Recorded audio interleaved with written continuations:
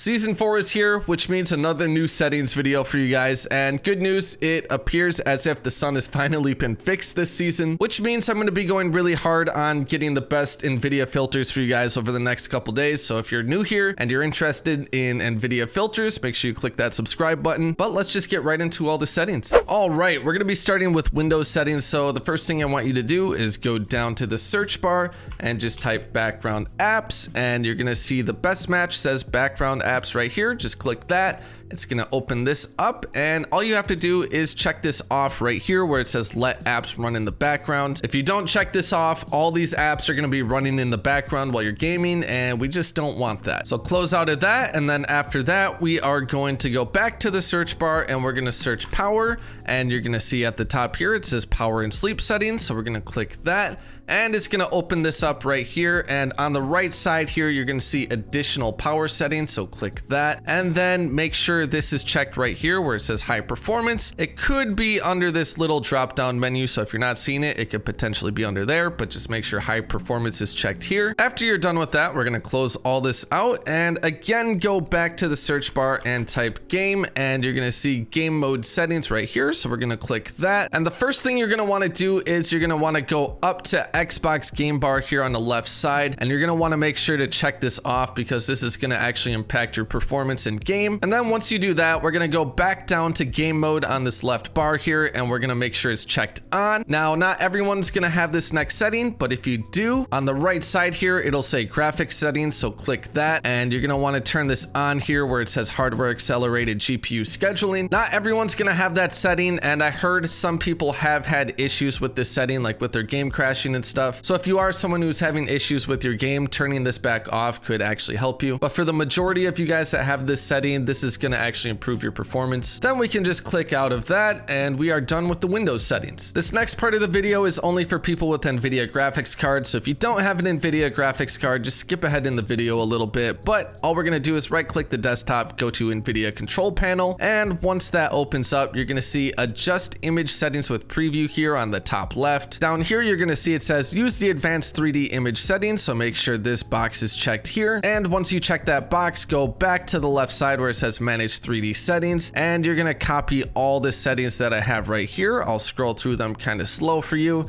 Now, where you see it says my graphics card right here under OpenGL rendering GPU, you're going to select that drop down menu and obviously just select your GPU. But other than that, you guys can just copy all my settings that I have here. Once you're done copying all those settings, you're going to go over to the configure sound physics tab right here, and under the processor right here, just make sure that your graphics card is selected. From there, we're going to be going over to change resolution here on the left side. There's probably some people out there who do have 144 hertz monitors and they're not actually using 144 hertz. They might actually be using 60 hertz and they don't know it, but this is where you change that. So where it says refresh right here under this drop down box, just check to see what your highest available refresh rate is and select that. Now, some people might actually be scrolled up here and be on like 1080p where it says Ultra HD, HD, or SD, but you actually want to scroll down and make sure it's just under PC and then on your native resolution, because if you're on that Ultra HD stuff up here, you're most likely going to be locked to 60 hertz. So if you're locked to 60 hertz but you have a 144 hertz monitor, that could potentially be why. Then we're going to scroll down a bit, and you're going to want to make sure use NVIDIA color settings is checked right here, and once that is checked, you're going to go down here to output dynamic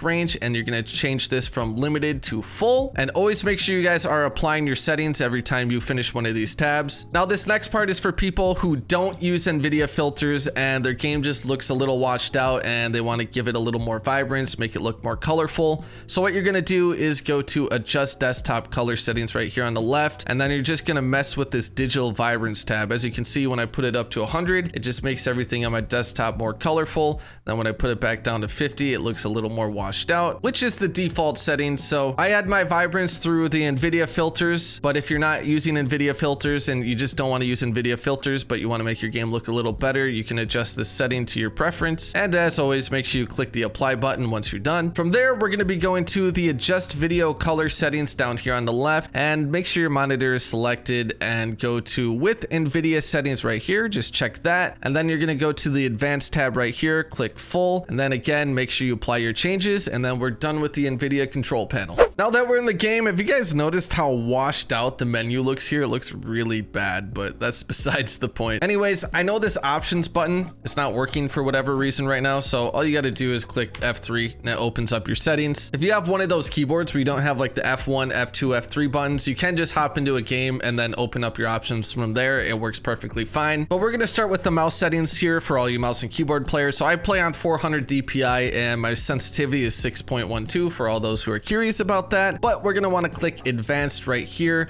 And the first thing I want to note is this air vehicle sensitivity multiplier, which I cranked this all the way up. Those of you who play on a low sense on mouse and keyboard know how horrible it is trying to fly a helicopter in this game on low sensitivity. So cranking this sensitivity all the way up can help a lot with that. After that, we're going to go to the aim down sight mouse sensitivity, which I have on relative. If you do play on legacy, you can just ignore this, but if you play on relative, you're going to want to do this. So make sure you click advanced right here and you're going to see all these settings pop up. Now I play with my ADS sensitivity transition timing on instant, which basically means the second I click my ADS button, my ADS sensitivity is going to be applied. But the one big thing I want to talk about is this monitor distance coefficient setting right here. Now by default, it's at 1.33, but for most people, you're going to want this on 1.78. Now what this does is when you change it to 1.78, or what the correct value is for you, and I'll tell you how to get the correct value here in a second, is it makes it so when you ADS, your ADS sense feels virtually the same as when you're not ADS'd. But when the setting is on default, when you ADS, your sensitivity is actually going to feel slower than your hipfire sense. So this can help for muscle memory and just make the gameplay experience feel smoother overall. But keep in mind when you do change this setting that your ADS sensitivity is going to feel slightly faster at first. So it might take a couple games to adjust. So basically to figure out the correct number here, you're going to want to take the width of your monitor and divide that by the height. So for me, I have a 1440p monitor, so I'm doing 2560 divided by 1440. Most of you guys are probably playing on a 1080p monitor, so you'd take 1920 divided by 1080, which both of those are going to equal out to 1.7778 anyway, so we round it out to 1.78. But for those who play on like those ultra wide screens and stuff like that, your value is definitely going to be different here. But that's basically it for the mouse settings. I mean, you don't want to have mouse acceleration, mouse filtering, or mouse smoothing, obviously, so turn those all the way off or disable them if you have them enabled for whatever reason. Now I want to move over here to the movement tab. Now under automatic sprint, I highly recommend you putting this on automatic tactical sprint. This is going to feel weird at first, but once you get used to it, it is so worth it. Trust me, your movement is going to be a lot better. Basically, all you have to do is press your W key and your tac sprinting if your tac sprint is available. So this is helping with movement a lot once you get used to it. If you play on controller, I highly recommend this as well. It's actually probably better on controller, but this setting will be under your controller settings over here, as well as the next setting I'm going to show you guys. So for my mouse and keyboard players, go up here to kill streaks and vehicles and put armor plate behavior to apply all, which makes life a little bit easier. So you're not just spamming your plate button over and over. You just got to click it once and it puts all of your plates on. Moving on to the general tab here, I play on 120 FOV, and if we click advanced here, I play on affected field of view. If you don't know the difference between affected and independent FOV, affected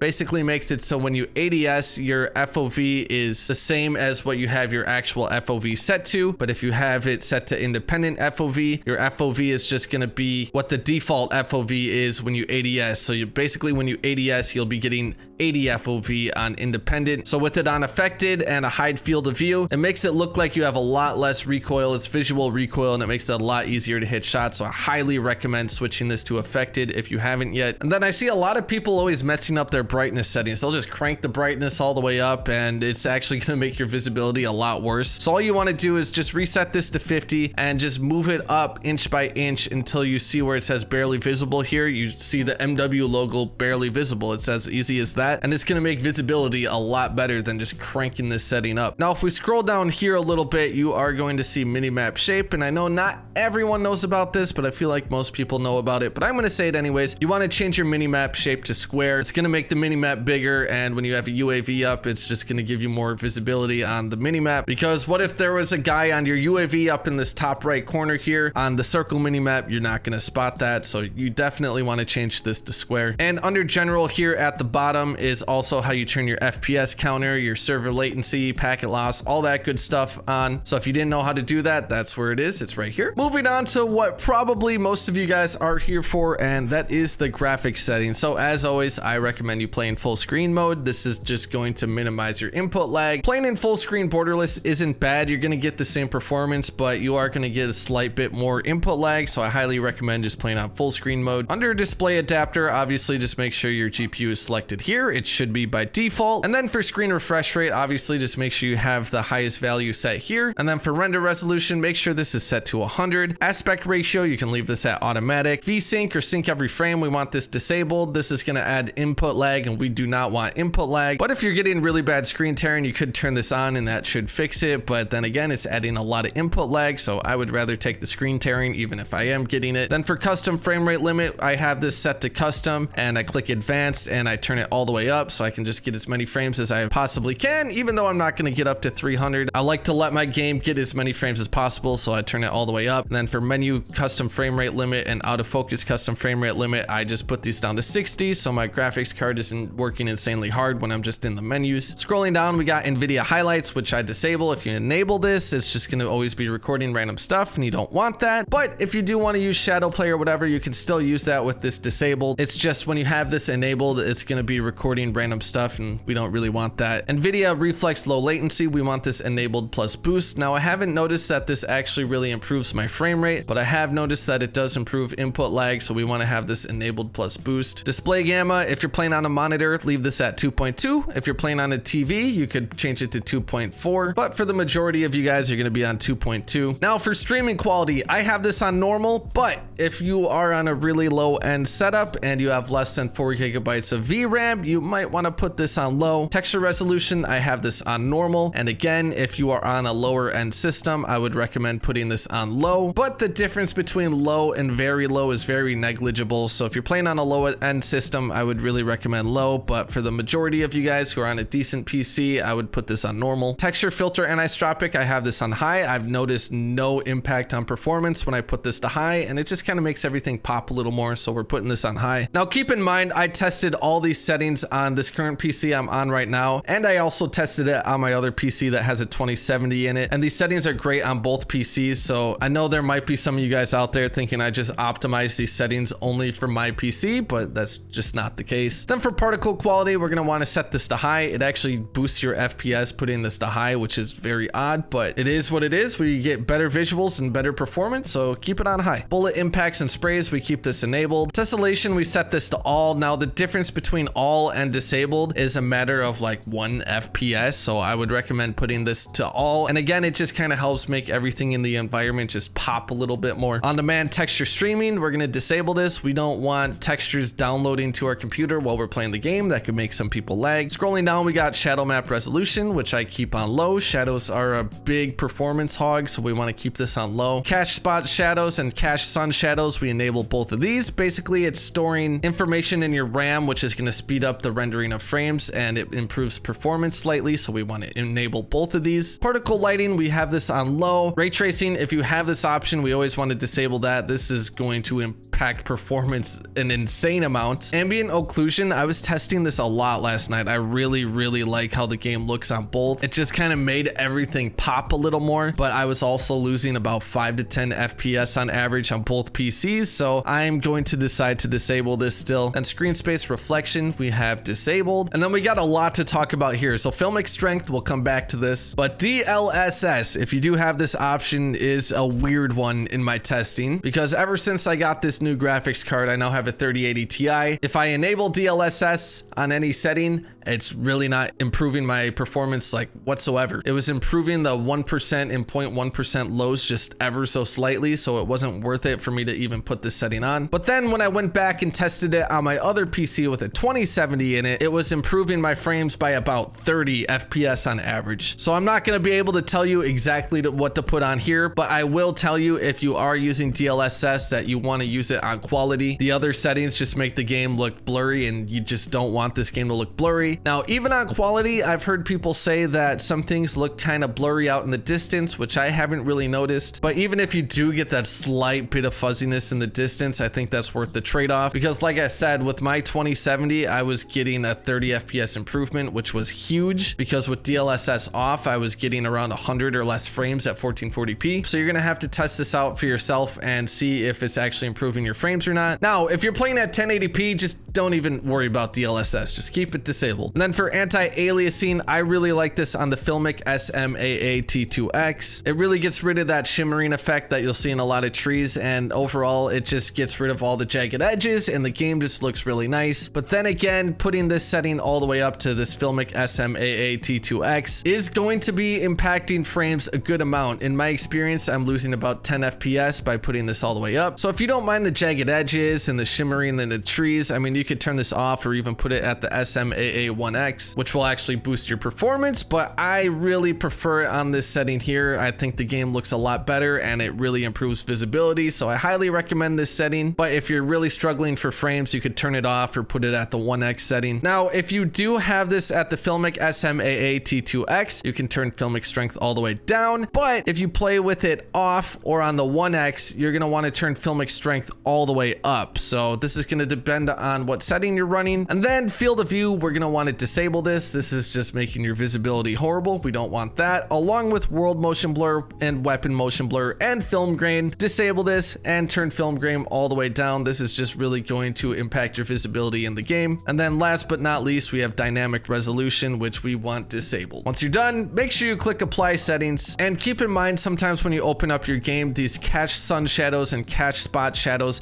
are going to be disabled, so you'll have to come in here and check when you open your game to make sure they're enabled, as well as your render resolution. If your game's looking like poop when you open up your game, sometimes this will be set all the way down to like 66 or in my case 50, so always double check that, make sure this is at 100. It sucks that those get reset sometimes, but it is what it is. But hopefully this helped you guys out, and if you are new here and you haven't yet, make sure you click that subscribe button. I'd really appreciate that. We're getting close to 25,000 subscribers, and if this did help you, make sure you drop a like. I'd appreciate that as well. And just a reminder, I do stream a lot over on Twitch. Link is in the description, so if you're ever bored and want to watch a Twitch stream, come say what's up in chat. But I'll see you guys in the next video. Here's the web. Peace.